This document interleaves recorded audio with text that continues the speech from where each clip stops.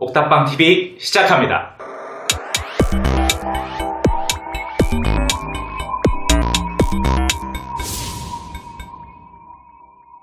오늘 알아볼 것은 윤미향과 정의경 연대 논란입니다. 조선, 중앙, 동아, TV조선, 채널A까지 온갖 기덕이들이 달라들어 씹고 뜯고 맛보고 즐기고 있는 윤미향 당선인과 정의경 연대를 둘러싼 논란과 그 진실에 대해서 오늘 저와 함께 알아보도록 하겠습니다. 들어가기 전에 이 사건의 배경 지식부터 알아보죠.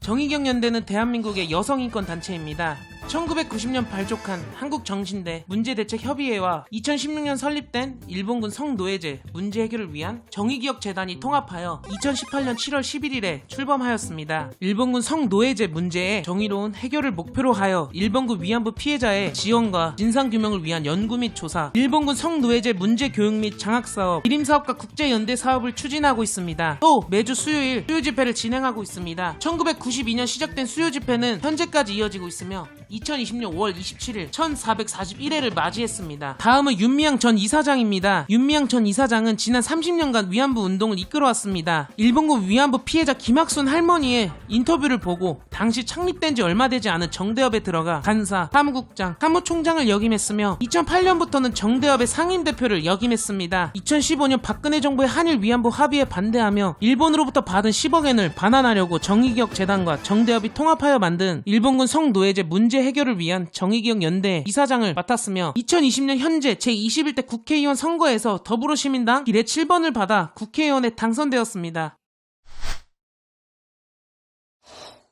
2015년 11월 2일 한일 간의 정상회담이 열리게 됩니다. 정상회담 이후 두 달이 채 안 된 2015년 12월 28일 양국은 한일 위안부 협정을 발표했습니다. 이 합의문의 주요 내용은 일본 정부는 한국 정부에게 10억엔의 화해치유재단기금을 제공해 책임을 통감한다는 표현을 하는 대신 한국 정부는 앞으로 일본 정부에게 위 문제를 제기하지 말 것과 소녀상 등에 대해서도 적절히 해결하도록 조치를 취한다는 것이었습니다. 이 합의는 이후 많은 논란에 휩싸이게 됩니다. 첫 번째는 협상의 주체인 피해 당사자가 배제되었다는 것입니다. 위안부 문제의 기본 당사자는 피해자 할머니들입니다. 하지만 양국의 협상 과정에서 피해자들을 위한 자리는 없었습니다. 피해자들을 협상과 협의의 주체로 여기지 않고 기껏해야 배상의 객체 정도로 위치를 짓고 있었던 것입니다. 두 번째는 제대로 된 사과를 하지 않았다는 것입니다. 피해자들은 한결같이 일본의 법적 책임을 요구하고 있었습니다. 일본군 위안부 문제는 중대한 국가 범죄이며 당시의 국내법, 국제법을 위반한 것으로 일본 정부가 이에 대해 법적 책임을 져야 한다는 요구입니다. 그러나 일본 정부는 그동안 법적 책임을 회피하고 도의적 책임만 지겠다고 하여 양국 간의 갈등이 지속되어 왔던 것입니다. 1995년 일본이 여성을 위한 아시아 평화 국민기금을 모으면서 내각 총리 명의로 발표했던 사과 편지에서도 도의적인 책임만을 거론했습니다. 이번 합의 역시 마찬가지입니다. 이번 합의 내용에는 한국 정부가 재단을 설립하고 일본에서 10억엔을 출연하기로 결정했습니다. 박근혜 정부는 이에 대해 일본의 배상이라고 얘기했습니다. 하지만 박근혜 정부의 주장과는 달리 일본 정부는 10억엔에 대해 도의적 책임에 따른 인도적 지원금이라고 이야기했습니다. 세 번째는 합의문에 포함된 최종적이고 불가역적 해결이라는 구절입니다. 아니 도대체 뭘 해결했길래 최종적이고 불가역적인 해결이라는 거죠? 무튼 이러한 문구가 사용되면서 앞으로 아베 정권이 일본군 위안부에 대해 강제성이 없었다고 국내적으로 주장하거나 역사교육에서 진실을 왜곡해도 이미 최종적이고 불가역적인 해결을 한 것이기 때문에 한국 정부는 아무것도 할 수 없게 되었습니다. 자, 이제 빌드업은 끝났습니다. 그러면 논란의 서막부터 천천히 알아보도록 할까요?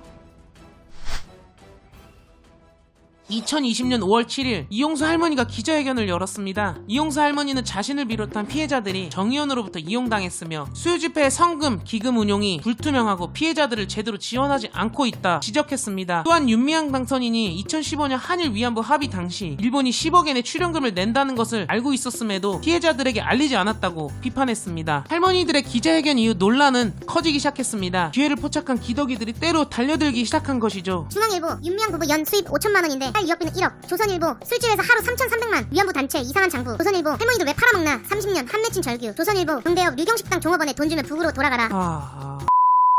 기덕이들은 윤미향 당선인이 국회로 들어가는 것은 죽어도 싫은가 봅니다. 특히나 조선일보에서는 하루에 30개가 넘는 기사를 쏟아내며 윤미향 당선인을 향한 공격을 하고 있는데요. 근데 이게 이제 와서가 아니라 그전부터 그랬어요. 총선 전 4월 8일 조선일보가 일본이 경계하는 윤미향 후보라는 기사를 냈습니다. 이태동 조선일보 특파원은 요미우리를 인용해 한국인 위안부 지원단체의 전 대표인 윤미향 후보가 총선에서 당선권 안에 있으며 그가 국회의원으로 변신하면 위안부 문제로 한국 정부의 대일 강경 자세를 더 강화하라고 촉구할 것이라는 분석이 나온다고 보도했는데요. 이 정도면 일본 신문 아니야?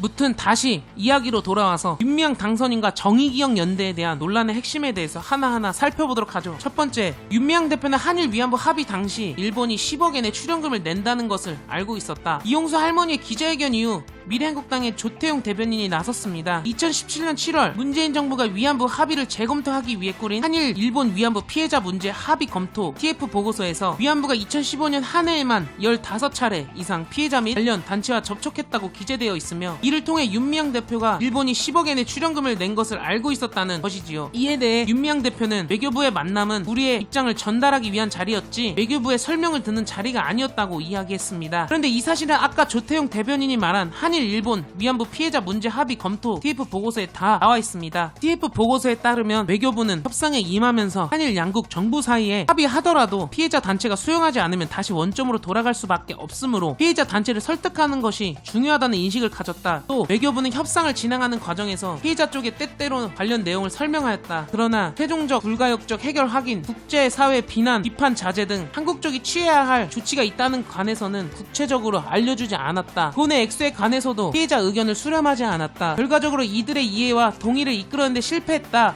나 조태용이 끝까지 안 읽었네. 두 번째, 정의경 연대 회계 문제입니다. 사실 이번 논란의 가장 중심이 되는 것이 이 회계 문제입니다. 언론은 정 의원이 기부금 수의 인원을 정확하게 기재하거나 기부금 개별 지출 내역 합의 총 지출액과 일치하지 않는 등 회계 오류가 발견되었으며, 윤미향 당선인이 총선 출마 전까지 대표로 있었던 비영리단체 김목동 희망이 기부 금품 모집 등을 하지 않은 채 2억 원의 기부금을 모집, 사용해 현행법을 위반했다는 의혹을 제기했습니다. 이에 대해 윤미향 당선자는 시민사회단체 운영을 잘 아시는 분들은 다른 회사나 기업처럼 총무부, 회계부에 여러 명이 있는 게 아니라 단 한 명의 실무자가 회계 정리, 영수증 발급, 기부금 모집, 허가 신청을 한다. 재정 부분에 있어 사무적인 오류 등은 수정할 필요가 있다고 생각한다. 국세청에서는 언론이 제기한 정의원의 회계 부정 혐의에 대해 검토한 결과 분식 회계, 탈세 혐의 등은 드러나지 않았다고 밝혔습니다. 다만 회계 오류가 있고 이를 바로잡아 재공시할 것을 명령했는데요. 100만 원 이상 지출은 단체 명가, 지급 목적, 수혜 인원, 금액 등을 별도로 기재해야 하며, 수익금 2월 등 기본적인 계산과 기재가 제대로 명시되지 않아 수정할 것을 명령했습니다. 두 번째, 술집에서 하루 3,300만원 위안부 단체 이상한 장부. 조선일보는 정 의원이 기부금을 가지고 술집에서 술판을 벌였다고 단독 보도를 내놓았습니다. 하지만 이것도 바로 거짓임이 드러났는데요. 정의경연대 한경희 사무총장은 김현정 뉴스룸에 출연해 다음과 같이 밝혔습니다. 모금 사업을 위해 작년에 저희가 140여 곳에서 지출을 했습니다. 140여 곳에 지출한 총 금액이 3,300만원이었고 국세청 기준에 따라 대표 지급처 하나의 이름을 기재하게 되어 있었습니다. 140개 중 어느 한 곳을 골라 기재하게 되어 있었습니다. 그리고 3,300만원은 모금 사업 비용으로 지출된 금액을 다 합친 것입니다. 국세청에서도 바로 사실을 확인할 수 있었는데요. 이 부분의 경우 기점에 따라 당시 규정상 대표적인 사용처 한 곳만 기재하도록 되어 있었기 때문에 그 규정에 따라 옥토버를 썼던 것으로 당시 규정상으로 아무 문제가 없었다. 즉 모금 사업을 위해 다양한 곳에 비용을 지출했고 그 금액이 3,300만원이라는 사실이죠. 그리고 여러 사용처 중에서 다 적을 수 없으니 옥토버를 기록했다는 것입니다. 세 번째, 정의경연대가 수요 집회, 기부 등을 할머니를 위해 쓰지 않았다는 의혹. 정의경연대는 앞서 이야기한 대로 할머니들에게 금전적인 지원만 하는 단체가 아닙니다. 정 의원은 지난 30년간 위안부 문제를 알리고 해결하는 데 가장 앞장서서 일을 해온 단체입니다. 정 의원의 기부금은 이러한 활동을 위해 다양한 곳에 쓰이는데요. 수요 집회, 평화의 소녀상 건립, 국제사회에 위안부 문제 알리기, 각종 기록 및 연구 사업, 위안부 할머니들을 기리는 사업, 세계전쟁 성폭력 피해 여성 지원 사업, 평화와 인권 교육 및 장학 사업, 정의기억 연대 사무실 임대, 상근자 활동비 지급이 있습니다. 이렇게 다양한 활동 중 하나가 바로 위안부 할머님들을 지원하는 사업인 것이죠. 정 의원은 후원금을 피해자 지원, 쉼터를 비롯해 전국에 거주하고 계시는 피해자 할머니들을 지원하는 데 사용하고 있으며, 모금 사용은 정기적인 회계 감사를 통해 검증받고 공시 절차를 통해 공시한다고 밝혔습니다. 또한 2017년 시민 모금을 통해 이용수 할머니에게 1억 원의 모금액을 전달했다며 그 이체 내역을 밝히기도 했습니다. 이외에도 할머님들의 생활 안정을 위한 기금 250만원을 추가적으로 100만원을 지급한 영수증까지 공개했습니다. 이렇듯 정 의원은 지난 기간 기금을 정당하게 사용해왔습니다.